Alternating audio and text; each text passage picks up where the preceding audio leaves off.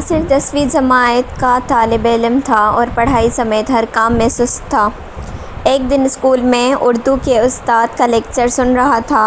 انہوں نے کہا، علامہ اقبال نے نئی نسل کو شاہین صفت کہا تھا۔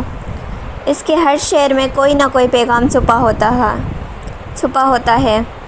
ایک شعر میں شاعر مشرق نے نوجوانوں سے خطاب کیا، اس میں بھی ایک نصیحت پوشیدہ تھی۔ جوانوں کو میری آہ سحر دے، پھر ان شاہین بچوں کو بالوں پر دے۔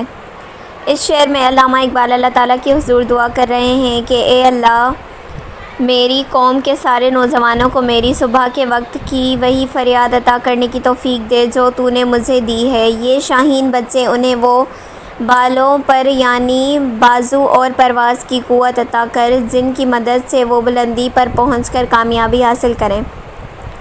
شاہین جیسی پرواز کے لیے ہمت، جستجو، بلند سوچ، محنت، ریاضت درکار ہے اور اس کے لیے قوم کو سستی سے باہر نکلنا پڑے گا۔ یہ سن کر ناصر تو جیسے کہیں کھو گیا۔ نوجوانوں کے لیے علامہ اقبال کی سوچ اور فکر کے بارے میں سوچتا رہا۔ گھر آ کر وہ خلاف معمول خاموش رہا۔ دوپہر کا کھانا کھانے کے بعد وہ سو گیا۔ خواب میں اس کی ملاقات علامہ اقبال سے ہوئی۔ انہوں نے تھپکی دیتے ہوئے ناصر سے کہا، بیٹا، تم سب کا اقبال ہوں، اٹھو اور ایک نئی صبح کا آغاز کرو۔ ناصر کی آنکھ کھلی تو اس نے ارادہ کیا کہ وہ اپنے آپ کو اقبال کے افکار کے مطابق ڈھالنے کی کوشش کرے گا۔ ہر وقت سست اور لاابالی سا نظر آنے والا لڑکا چند ہی دنوں میں بدل چکا تھا۔ اب وہ صبح صبح اٹھتا، نماز فجر ادا کرتا، پھر صبح کی سیر کرتا اور پڑھائی پر بھی توجہ دیتا۔ اس کے اندر آنے والی اس تبدیلی پر لوگ حیران ہوئے،